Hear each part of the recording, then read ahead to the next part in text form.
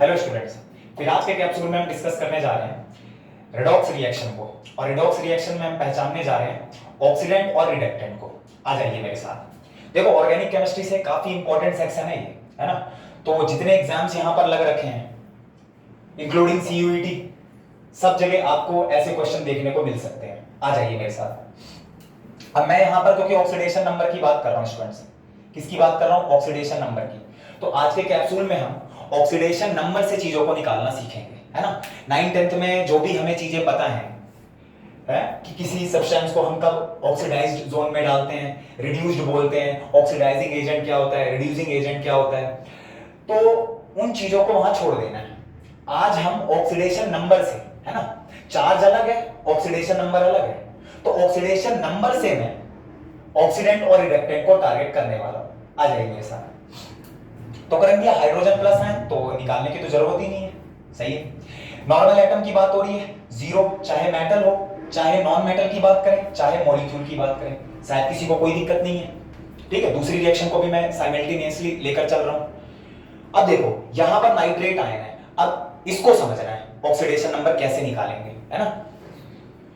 तो नाइट्रोजन का मैं x मान रहा हूं प्लस में 3 इंटू में ऑक्सीजन का -2 इज इक्वल्स टू में पूरे पर चार्ज क्या है -1, तो यहां से आ चुका है करंट भैया +5। तो नाइट्रोजन का ऑक्सीडेशन नंबर क्या है? +5। चार्ज मत बोल देना, ऑक्सीडेशन नंबर की यहां पर बात हो रही है।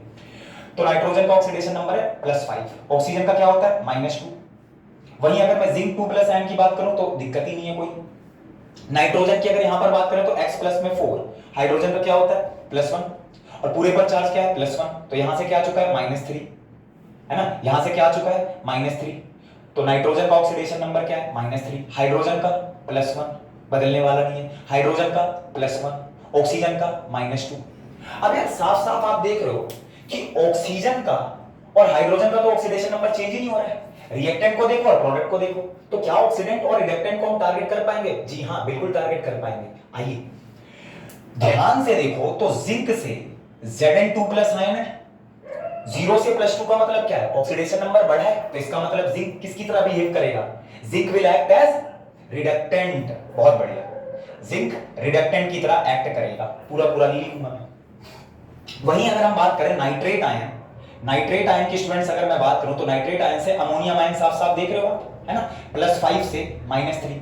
तो इतनी मैथ सबको आती है कि करें भैया +5 से -3 का मतलब है ऑक्सीडेशन नंबर घटा है, और ऑक्सीडेशन नंबर घटने का मतलब क्या है? नाइट्रोजन किसकी तरह एक्ट करेगा? ऑक्सीडेंट की तरह। इस रिएक्शन को आपको कंप्लीट करना है। मिलते हैं फिर स्टूडेंट्स नेक्स्ट कैप्सूल में।